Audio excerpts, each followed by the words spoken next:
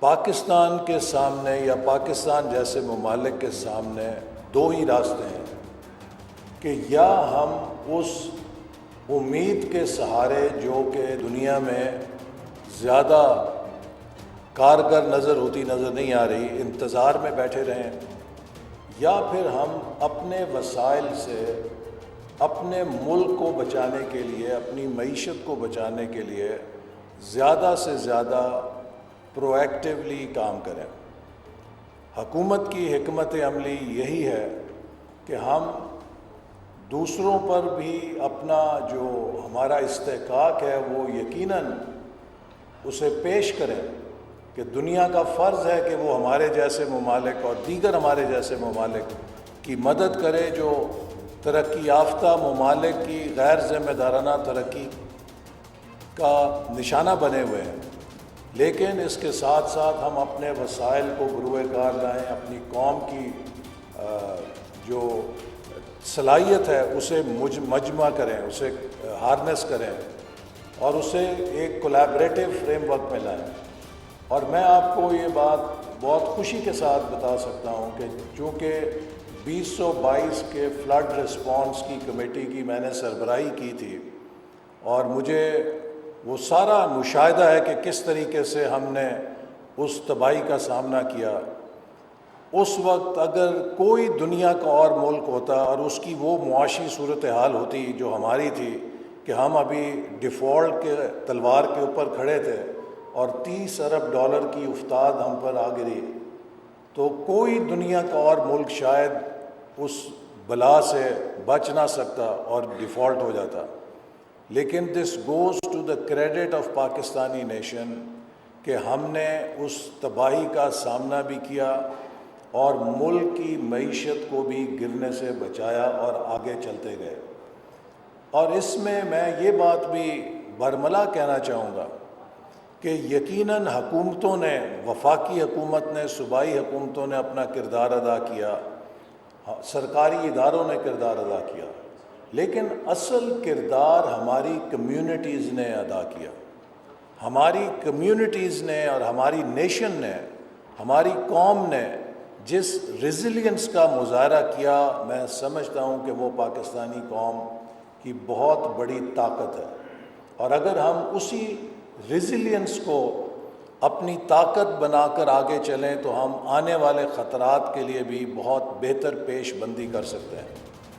اور اس پر بھی 2010 میں ہمارے پاس بہت بڑے فلڈز آئے تھے اور جو 2022 کا فلڈ تھا وہ اس سے 3 گنا بڑا تھا، لیکن 2010 کے فلڈز میں تقریباً 2000 سے زیادہ انسانی جانوں کا نقصان ہوا تھا، لیکن 2022 میں 3 گنا بڑے فلڈ میں صرف 1000 کے قریب جانی نقصان ہوا تھا۔ اس کا مطلب یہ ہے کہ وی ور ویل پریپیئرڈ، اور ہماری جو پیش بندی تھی اس سے ہم نے بہت جانی نقصان بچا لیا، وگرنہ اگر 2010 کی سطح سے آپ دیکھتے 3 گنا بڑا جو طوفان اور سیلاب تھا تو اس حساب سے 6000 کے قریب جانی اموات کا نقصان ہو سکتا تھا، لیکن صرف 1000 کے قریب ہوا۔ اسی طرح جب فلڈ ختم ہوا تو بین الاقوامی ادارے آ کر ہمیں ڈراتے تھے کہ جب فلڈ گزرے گا تو اس کے بعد جو پوسٹ فلڈ بیماریاں آپ کو گھیریں گی اس سے سینکڑوں اموات ہونے کا خطرہ ہے، چاہے اس میں کالرا ہے، چاہے اس میں بخار ہے اور دیگر بیماریاں ہیں جو فلڈ کے بعد آتی ہیں کمیونٹیز میں۔ لیکن میرا خیال ہے کہ شاید کوئی 1-2 درجن سے زیادہ اموات نہیں ہوئیں، and we were able to provide a very good health cover to our population with the help of international UN agencies, with the help of our health departments, Sindh کی حکومت، بلوچستان کی حکومت، ساتھ میں پنجاب کی حکومت نے اور KP کی حکومت سے ہم نے وسائل وہاں پر بھیجے، وفاقی حکومت سے بھیجے، تو ایک مؤثر حکمت عملی کے ساتھ ہم اس تباہی سے بچنے میں کامیاب ہو گئے جس کے بارے میں فورکاسٹ کی گئی تھی کہ کئی سو افراد فلڈ کے بعد ان بیماریوں کے نتیجے میں ان کی جانیں جا سکتی ہیں۔ تو یہ سب چیزیں اس بات کی نشاندہی کرتی ہیں کہ اگر آپ ریڈینیس کے ساتھ ان ڈیزاسٹرز کا مقابلہ کریں، اگر آپ تیاری کے ساتھ ڈیزاسٹرز کا مقابلہ کریں تو ڈیزاسٹرز کو روک تو نہیں سکتے، لیکن ڈیزاسٹرز جو نقصان کرتے ہیں اسے ہم بڑی حد تک کم کر سکتے ہیں۔ اور یہی وہ بنیادی محور ہے ہماری حکمت عملی کا، جو ہم نے 5 E's فریم ورک بنایا ہے کہ جس میں پاکستان کی اکانومی کو ٹرن اراؤنڈ کرنے کے لیے ہم کام کر رہے ہیں۔ اس میں تیسرا ای جو ہے relates to environment and climate change, اور اس میں ہماری زیادہ توجہ کمیونٹیز میں ریزیلینس بلڈ کرنے میں، انفراسٹرکچر کی اڈیپٹیبلٹی کے ساتھ ساتھ فوڈ سیکیورٹی اور واٹر سیکیورٹی کے اوپر توجہ ہے۔ So this whole one pillar actually of the 5 pillars that we have in our economic strategy relates to this very challenge that Pakistan is facing۔ ضرورت اس بات کی ہے کہ ہم اب ایک خواتین و حضرات آپ سب اوپینین لیڈرز ہیں، اور آپ سب اپنے اپنے شعبے میں کارآمد حیثیت کے مالک ہیں۔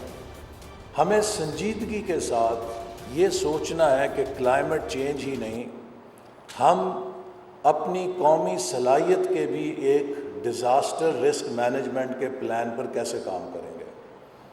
77 سال ہو گئے ہیں اور ہم ایک ولڈرنیس میں گھوم رہے ہیں، ایک دائروں کا سفر ہے جس میں ہم لگے ہوئے ہیں۔ ایک سوال ہر پاکستانی کے ذہن میں ہے کہ کیا وجہ ہے کہ ہندوستان ہم سے آگے نکل گیا، بنگلہ دیش ہم سے آگے نکل گیا، ملیشیا ہم سے آگے نکل گیا، کوریا ہم سے آگے نکل گیا، دبئی ہم سے آگے نکل گیا۔ یہ سارے ممالک جو ہم سے پیچھے تھے، جن میں سے کئی ممالک کو ہم اپنی ترقی سکھلاتے تھے، جب ہم نے حبیب بینک پلازا بلڈنگ بنائی 60s میں، تو کراچی سے مشرق میں اتنی اونچی کوئی عمارت کسی شہر میں نہیں تھی۔ تو کیا وجہ ہے کہ ہم پیچھے رہ گئے؟ کیا ہمارے اندر ذہانت کی کمی ہے؟ کیا ہمارے اندر محنت کی کمی ہے؟ کیا ہمارے اندر دیانت کی کمی ہے؟ ہمارے اندر وسائل کی کمی ہے؟ کس چیز کی کمی ہے؟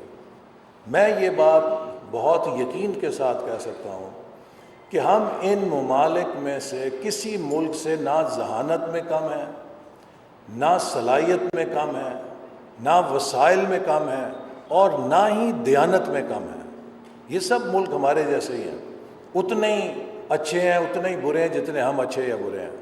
تو پھر کیا وجہ ہے کہ یہ ایک ایک کر کے ہمیں پیچھے چھوڑ گئے؟ دیکھیے، 77 سال کے کھیل کھیلنے کے بعد اب ہمیں یکسو ہو جانا چاہیے کہ ہر وہ ملک جو کامیاب ہوتا ہے وہ 4 چیزوں کو یقینی بناتا ہے، اس کے بعد وہ ترقی کی دوڑ کا اہل ہوتا ہے۔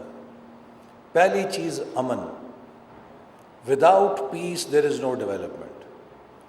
دوسری چیز پولیٹیکل سٹیبلٹی، جس ملک میں سٹیبلٹی نہیں ہے وہ بھی ترقی نہیں کرتا۔ اور اسی سٹیبلٹی سے جڑی ہوئی تیسری چیز ہے کہ 10 سال کے لیے پالیسیز کا تسلسل، کیونکہ پالیسیز 10 سال سے پہلے نتیجہ خیز نہیں ہوتی۔ Policies need at least a decade, اور یہ جو عمل ہے مختلف ممالک نے پولیٹیکل ٹینیورز کو محفوظ کر کے یقینی بنایا ہے۔ بھارت میں 10 سال منموہن سنگھ کے، اب 15 سال مودی کے، ان 25 سالوں میں بھارت بدل گیا۔ بنگلہ دیش میں 15 سال حسینہ واجد کے، ان 15 سالوں میں پالیسی کانٹینیوٹی سے بنگلہ دیش بدل گیا۔ جو اینڈ میں ہوا اس کی وجہ اکنامک نہیں تھی، پولیٹیکل پالیسیز تھیں۔ اسی طرح مہاتیر صاحب ملیشیا میں 22 سال کی کانٹینیوٹی تھی، سنگاپور میں لی کوان یو کی 31 سال کی کانٹینیوٹی تھی، کوریا میں پریزیڈنٹ پارک کی تقریباً 10 سال کی کانٹینیوٹی تھی، جاپان کے پچھلے 77 سالوں میں 4-5 سال کے علاوہ ایل پی ڈی کی حکومت رہی ہے، ایک پارٹی کا رول ہے، اگرچہ وزیر اعظم بدلتے رہے لیکن ایک party has run Japan for 65 or whatever years. China, since 49, one party is running the country with every president doing 10-year tenures. Turkey, 20 years of Tayyip Erdogan. Dubai, stability of tenure with the ruling family. Saudi Arabia, stability of tenure with the ruling family. آپ کسی ملک کی مثال لے لیجئے, کسی ملک نے stability اور 10 سال کی پالیسیز کے کنٹینیوٹی کے پلیٹ فارم کو مہیا کیے بغیر ترقی نہیں کی. چوتھی چیز, کمٹمنٹ ٹو ریفارم. کچھ ممالک نے اسٹیبلٹی اور 30 سال کی لی. مصر ہے, 30-40 سال حسنی مبارک اور انوار السادات رہے, لیکن وہ بدل نہیں سکے. کیوں؟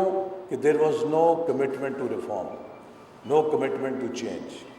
سو لہٰذا peace, stability, continuity of policies and reforms, یہ 4 چیزیں کہ اگر آپ ایکو سسٹم نہیں بنائیں گے تو آپ کتنے مرضی ذہین ہوں, کتنے مرضی قابل ہوں, آپ 25 کروڑ تہجد گزار یہاں پہ لا کے جمع کر لیں, آپ کی کابینہ ساری نوبل پرائز کے لوگوں کی ہو, لیکن اگر آپ کے ملک میں امن نہیں ہوگا, استحکام نہیں ہوگا, تسلسل پالیسیز کا نہیں ہوگا اور کمٹمنٹ ٹو ریفارم نہیں ہوگی, تو وہ نوبل انعام یافتہ اور جتنے تہجد گزار ہیں سب فیل ہو جائیں گے. لیکن اس کے مقابلے میں آپ کی اوسط درجے کی قیادت ہو اور ملے جلے لوگ ہوں, لیکن یہ 4 چیزیں ہوں تو وہ ملک کہاں سے کہاں نکل جائے گا. تو اب ہم ایک انفلیکشن پوائنٹ پہ آ گئے ہیں, اور یہاں پہ آنے کے لیے ہم نے بڑی سیاسی قیمت ادا کی ہے. اپریل 22 میں اگر ہم 1 مہینے کے اندر الیکشن کرا دیتے تو ہم 2/3 اکثریت کے ساتھ جیتنے کی پوزیشن میں تھے. اپریل 22 تک آتش نیوز پاکستان کے سب سے بڑے نیوز نیٹ ورک کا حصہ بننے کا سنہری موقع. ملک بھر سے درج ذیل آسامیوں کی ضرورت ہے. Bureau chief, deputy bureau chief, video editor, city reporter, tehsil reporter, district reporter, crime reporter, press reporter, نمائندہ, نامہ نگار. Chief executive Syed Jamshed Bukhari. مزید معلومات کے لیے ان نمبرز پر رابطہ کریں.